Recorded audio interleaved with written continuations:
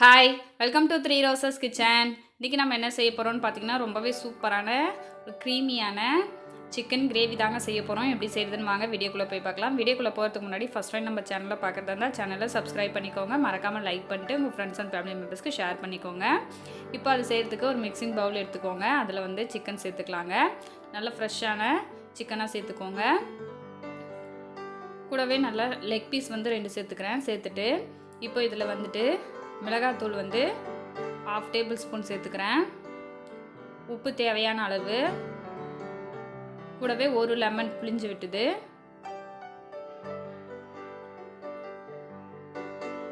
மூணு table spoon அளவுக்கு தயிர் வந்து சேர்த்துக்கலாங்க. சேர்த்துட்டு இப்போ இதை வந்து நம்ம இந்த சிக்கனில் எல்லாத்துலேயும் படுற மாதிரி கலந்து விட்டுக்கலாம். இது கூட மஞ்சத்தூள் வந்து 1/4 டேபிள் ஸ்பூன் சேர்த்து மிக்ஸ் பண்ணி விட்டுக்கோங்க. இப்போ வந்து இது நல்லா ஊறட்டும். ஸ்டவ் ஆன் பண்ணிட்டு ஒரு பேன் எடுத்து வச்சுக்கோங்க. அதில் ஆயில் வந்து சேர்த்துக்கலாங்க. சேர்த்துட்டு 2 வெங்காயம் வந்து நீல வாக்கில் கட் பண்ணி வச்சுருக்கேன். இப்போ அதை வந்து சேர்த்துக்கலாம். சேர்த்துட்டு வெங்காயத்தை வந்து நல்லா வதக்கிக்கலாங்க. வெங்காயம் வந்து பார்த்திங்கன்னா நல்லா கோல்டன் ப்ரௌன் கலர் வரணும், அந்தளவுக்கு வதக்கிக்கலாம்.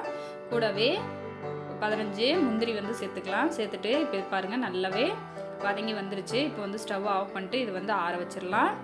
மிக்ஸி ஜாரில் 3 மீடியம் சைஸ் தக்காளி வந்து சேர்த்து பேஸ்ட்டாக அரைச்சி எடுத்துக்கோங்க.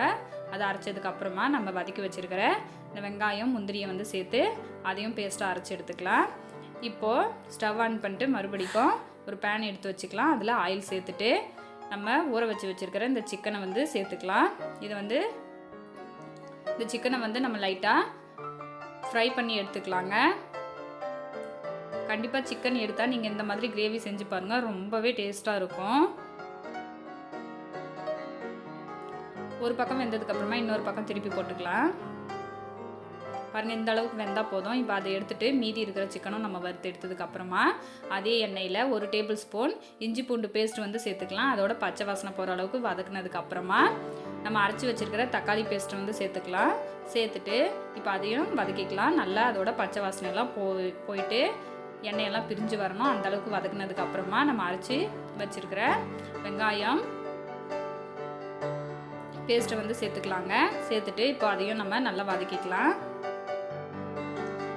இது எல்லாமே நல்லா வதங்கி எண்ணெயெல்லாம் பிரிஞ்சு வந்ததுக்கு அப்புறமா மசாலா வந்து சேர்த்துக்கலாம். 1/4 டேபிள் ஸ்பூன் மஞ்சள்தூள், 1/2 டேபிள் ஸ்பூன் மிளகாத்தூள். நம்ம ஆல்ரெடி மிளகாத்தூள் சேர்த்துருக்கோம், அதனால் பார்த்து சேர்த்துக்கோங்க. 2 டேபிள் ஸ்பூன் தனியாத்தூள், 1 டேபிள் ஸ்பூன் கரம் மசாலா வந்து சேர்த்துக்கலாம். சேர்த்துட்டு 1 டேபிள் ஸ்பூன் வந்து காஷ்மீரி மிளகாத்தூள் வந்து நான் சேர்த்துக்கிறேன்.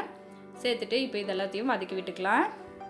மசாலாவோட பச்சை வாசனை எல்லாம் போனதுக்கப்புறமா இந்த ரெசிபிக்கு தேவையான அளவு உப்பு வந்து சேர்த்துக்கலாம். ஆல்ரெடி நம்ம சிக்கனில் உப்பு வந்து சேர்த்துருக்கோம், இப்போ பார்த்து சேர்த்துக்கோங்க. இதெல்லாம் நல்லா வதங்கி பாருங்கள் எண்ணெயெல்லாம் நல்லா பிரிஞ்சு வந்ததுக்கப்புறமா நம்ம ஃப்ரை பண்ணி வச்சுருக்கிற சிக்கனை வந்து சேர்த்துக்கலாம். சேர்த்துட்டு இப்போ இது வந்து மிக்ஸ் பண்ணி விட்டுக்கோங்க. மிக்ஸ் பண்ணதுக்கப்புறமா நம்ம தண்ணி வந்து சேர்த்துக்கலாம்.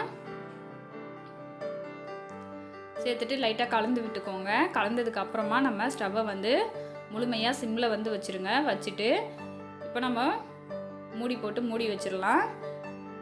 இது வந்து ஒரு 15 நிமிஷம் நல்லா வெந்து வரட்டும். இப்போ பாருங்கள் சிக்கன் எல்லாம் நல்லா அந்த சிம்லேயே வெந்து வந்துருச்சு. அவ்வளோதான், நம்மளோட கிரேவியும் சூப்பராக ரெடி ஆகிடுச்சு. ஃபைனலாக கஸ்தூரி மேந்தி சேர்த்துட்டு ஸ்டவ்வை வந்து ஆஃப் பண்ணிடலாம். ரொம்பவே சூப்பரான டேஸ்டியான இந்த சிக்கனை கிரேவி வந்து செஞ்சு பாருங்கள்.